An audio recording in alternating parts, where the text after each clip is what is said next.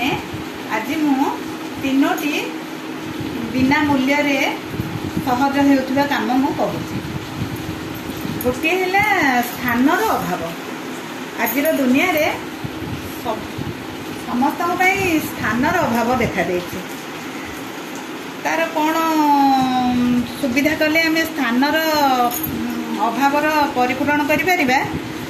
ई paper रखिया स्थानटा समस्त गोटे समस्यार कारण होइछि।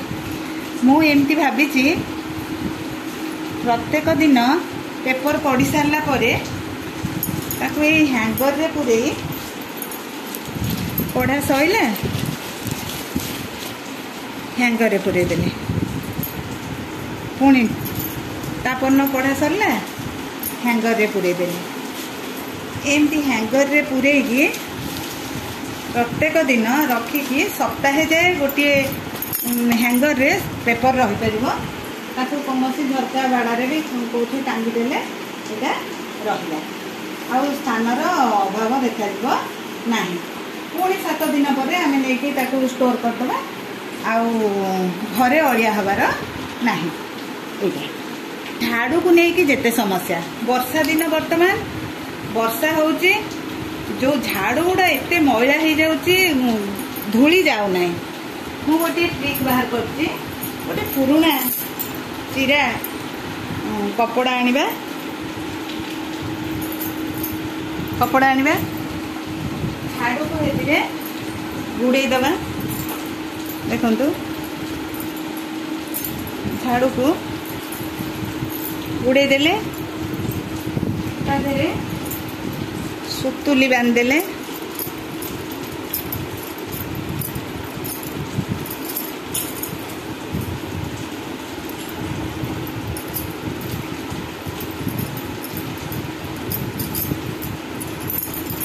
देखु ये जदि आमे घर ओळेबा सबु बाली पूरा परिष्कार होइजिबो। थरे आपण ट्राए करंतु देखिबे मो कथार सत्यता अछि कि नै। एटा गोटे सबुठ बड़ मेथड।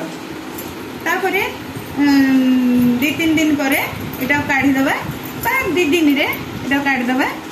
तापरे कोन करिबा ए कपड़ा टिके आमे धोई दबा सुखै दबा मुनी एमती यूज करबा। आ 15-20 मासक परे एटा जो असना हेतिबा झाड़ू को आमे केमती सफा करबा ना सर्फ पानी रे आधा घंटे बुड़े दबा। तापरे भल पानी रे भल की धोई देकी कौन करबा एमती ए क्लिप रे एमती एमती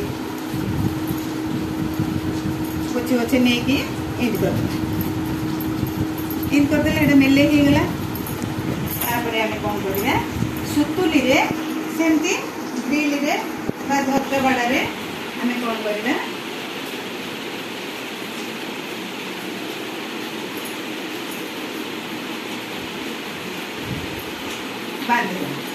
बांधेला परे तार पानी निगिड़ी फैन पवन हो कि पानी निगिड़ी खरा हो सुखी जीव किसी असुविधा ना।